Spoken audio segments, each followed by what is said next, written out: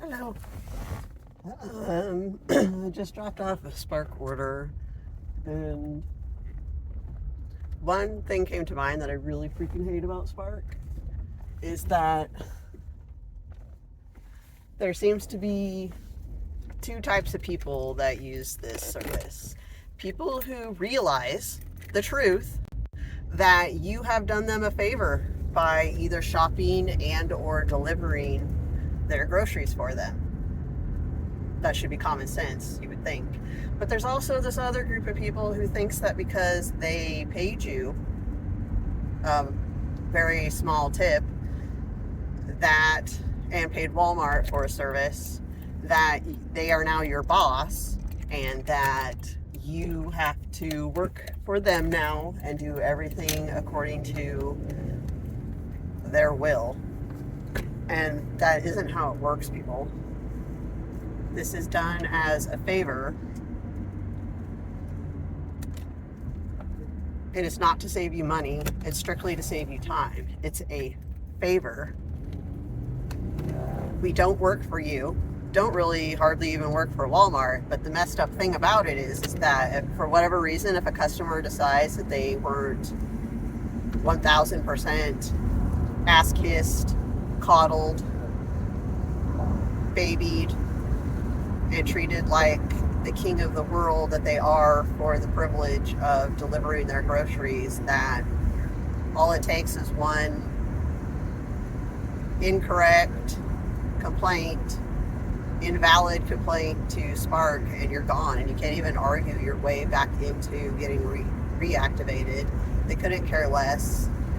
People I see get deactivated constantly, and they don't even know why, or either Spark sends them a text that says you're abusive to a customer or store employee, or they say we can't tell you why we deactivated you for legal reasons. So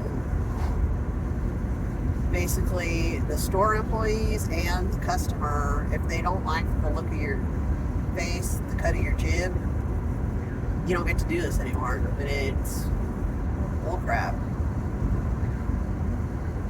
There's no reason that a customer should be able to say whatever they want and Spark just be like, yeah, later.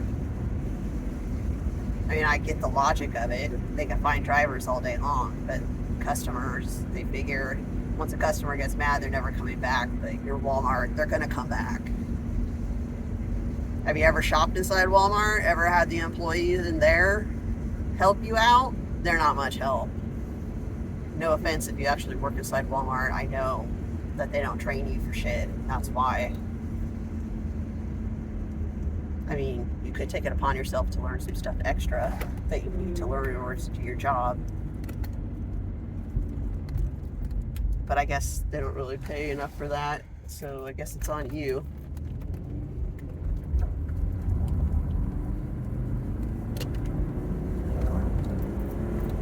So it's just something I think about a lot, because I have an issue with people who want to try to think that they owe me. Like, I don't even really care if you do sign my paycheck. There's a line that you can't cross.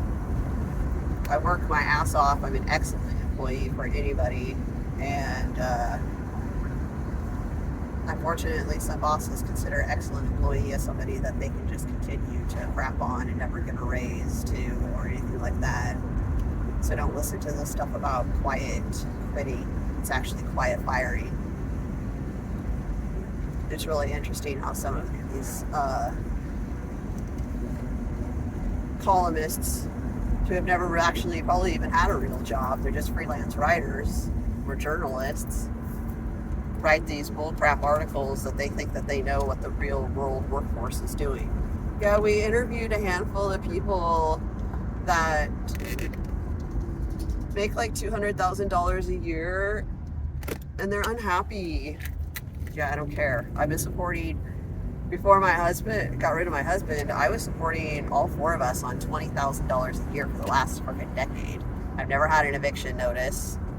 My power is still on. I don't know how though, so I'm like $1,000 behind.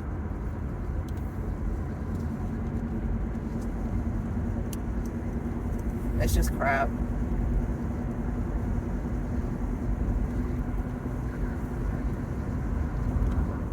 But it would just be nice if gig work came with some sort of protections for employees. I mean, even DoorDash has a better reactivation policy than Spark does. DoorDash. Do you hear me, Walmart? DoorDash is doing stuff better than you.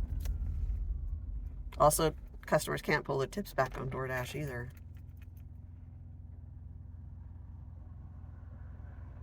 I don't think you should be able to pull your tips back through an app on Spark anyways, through Walmart. You should have to actually call customer service and be like, this is why I want my tip removed.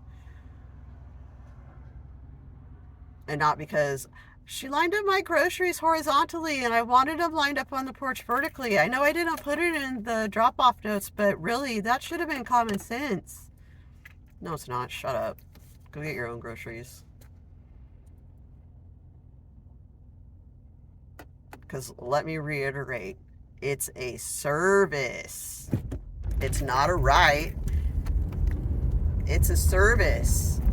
You don't get to be my boss.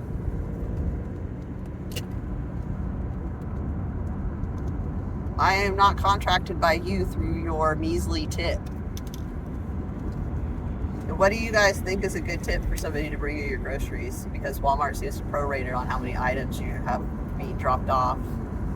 Like I can get, if I'm bringing you a bottle of Tylenol, how you really don't want to give me a tip or you only want to tip $1. Is it worth it to you? Was that $1 worth it to you? To not have to go get it yourself when you had a headache or a fever or whatever else that you needed it for right away. Obviously you needed it in a hurry. You needed it pretty bad that you had to order it for somebody to come deliver it to you. Maybe it's worth more than $1 to you to have it delivered. Because Walmart doesn't pay us by an hour. Contracted work.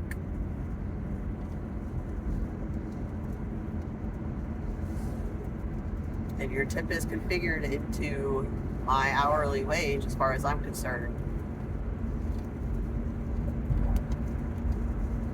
So if you got your groceries, I really don't think that there's any reason to pull a tip unless somebody actually dumped all your groceries out onto your porch out of the bags and stomped all over them. You got them. They're usable. Tip your driver. More than $1. So anyways, I don't know what I think a fair tip is. Like if you're unloading a bunch of cases of water bottles or you live in an apartment and I have to make more than one trip to drop your stuff off, especially if I have to go upstairs or back out to the parking lot, a half a mile to where the only place I was able to find a place to park to get your groceries and make several tips, you really ought to be thinking about $10. Even if I'm just bringing you one thing, it just seems kind of asshole-ish is not to at least tip $5. Because again, this is a service, so we're getting paid by your tip. If you can't afford to tip, then you need to go get your own groceries. And I hear a lot of talk about, well, what about people on disability? They're on a fixed income. Then you need to break your order up into several small things. Don't order more than 25 things at once. Don't make somebody come drop off 100 things to your porch and you're not giving them a tip. So that's my rant for this morning. Probably because I didn't make enough money last week. I only cleared less than $100 away from my goal. And because of this piece of crap car that I'm driving, this morning when I started it up, the belt started squealing, the alternator light and the brake light came on, so there's an issue probably going on with the pulley on the alternator starting to stick or whatever. Seriously, I've had it with this car. I cannot wait until I can get rid of this car. So with the $400 a month that I've spent in gas on top of my goal for the week, which is it's about as much as I can make a week, and I'm really pushing it to say that I can earn $5.50 a week here because we aren't that busy. We get like one order an hour and it's usually $7 to $30. It's a toss-up, and the average is only about 18, 20. So it was a really rough week last week, especially with Sophia having her kittens, because it was so distracting and stressful that first day that I couldn't hardly work, and I needed to babysit her, and I needed to make sure that the kids didn't try to do anything to the kittens and all this other stuff. So between the gas and everything, I was super strict this month and didn't buy anything extra at all. Like, we're only buying toilet paper and laundry soap, and the kids only had like a couple dollars worth of Robux or Minecraft coins, and I still am not going to have enough money to even get tires this month, and I'm driving on sticks of butter here. So I don't even know what I'm complaining about. It's just kind of been an interesting week, I guess. So here is to happy sparking for today. I hope that things are going to pick up for me and whatever else, but maybe this week will make up for it. It just wears me out more and makes me more tired and everything else. Single mom challenge. All right, talk to you guys later.